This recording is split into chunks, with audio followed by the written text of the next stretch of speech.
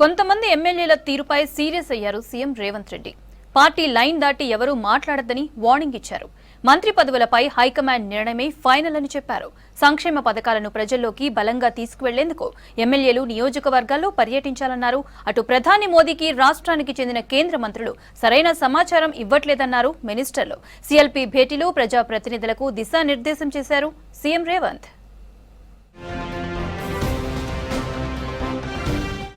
ఇష్టం వచ్చినట్లు మాట్లాడితే మంత్రి పదవులు రావని ఎమ్మెల్యేలకు వార్నింగ్ ఇచ్చారు CM Revanth Reddy. Party line దాటి ఎవరూ మాట్లాడొద్దని హెచ్చరించారు. శంషాబాద్ నోవేటల్లో జరిగిన సీఎల్పీ భేటీలో మాట్లాడిన సీఎం రేవంత్ రెడ్డి కొంతమంది ఎమ్మెల్యేల తీరుపై సీరియస్ అయ్యారు. మంత్రి పదవులపై ఒకరిని మించి మరొకరు మీడియాకు లీకులిస్తున్నారని ఆగ్రహం వ్యక్తం చేశారు సీఎం. మంత్రి పదవులపై హైకమాండ్ నిర్ణయమే ఫైనల్ అని చెప్పారు. కొత్తగా ఎన్నికైన ఎమ్మెల్యేలు జాగ్రత్తగా పనిచేసుకోవాలని సూచించారు. ఓపికతో ఉన్న నాయకులకు పదవులు వస్తాయన్నారు సీఎం రేవంత్ రెడ్డి. సీఎల్పీ భేటీలో ప్రధానంగా 4 అంశాలపైనే డిస్కస్ జరిగింది. ఇందిరమ్మ ఇండ్లు, భూభారతి పోర్టల్, ఎస్సీ వర్గీకరణ, రేషన్లో సన్నబియ్యం పంపిణీపై చర్చించారు.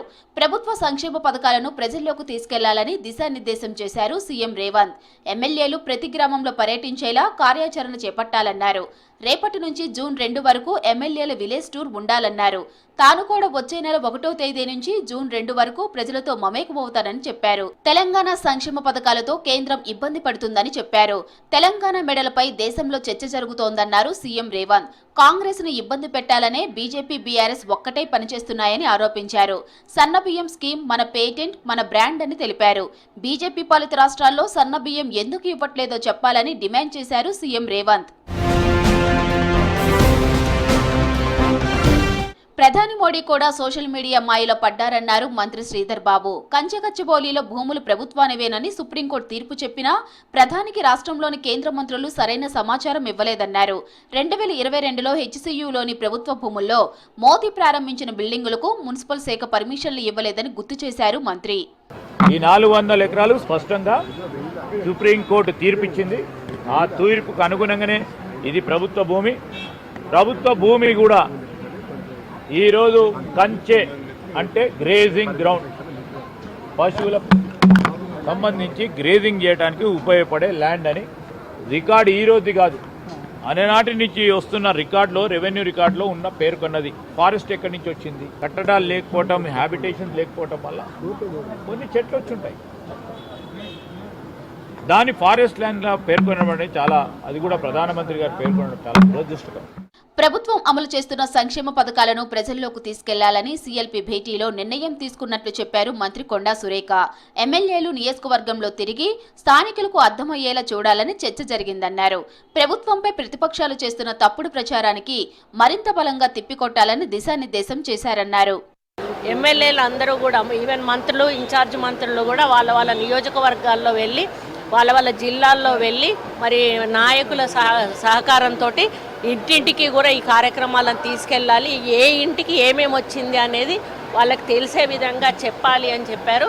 అదేవిధంగా ప్లానింగ్ డిపార్ట్మెంట్ నుంచి నియోజకవర్గంలో ఏమేమి జరిగినాయి, ఇప్పటి వరకు ఏం అభివృద్ధి జరిగింది, ఎన్ని డబ్బులు కేటాయించారు, ఇవన్నీ కూడా బుక్లెట్ లాగా తయారు చేసి ఇవ్వడం జరుగుతుంది. 10 ఏళ్ల బీఆర్ఎస్ పాలనలో రాష్ట్రంలో ఆర్థిక విధ్వంసం జరిగిందన్నారు పీసీసీ చీఫ్ మహేష్ కుమార్ గౌడ్. ప్రజాపాలనలో రాష్ట్రాన్ని తిరిగి గాడిన పెడుతున్నట్లు చెప్పారు.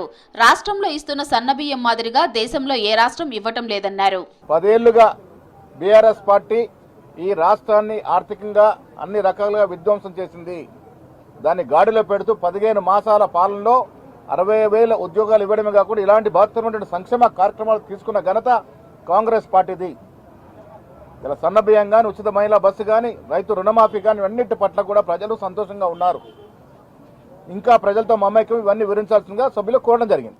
హైదరాబాద్ సీఎల్పీ సమావేశంలో డిప్యూటీ సీఎం బట్టి విక్రమార్క, మంత్రులు, పీసీసీ చీఫ్ ను కలిశారు. కొత్తగా ఎన్నికైన ఎమ్మెల్సీలు విజయశాంతి, అద్దంకి దయాకర్, శంకర నాయకులను అభినందించారు బట్టి. కొత్త ఎమ్మెల్సీలకు పుష్పగుచ్చం ఇచ్చి శుభాకాంక్షలు తెలిపారు డిప్యూటీ సీఎం బట్టి, మంత్రులు.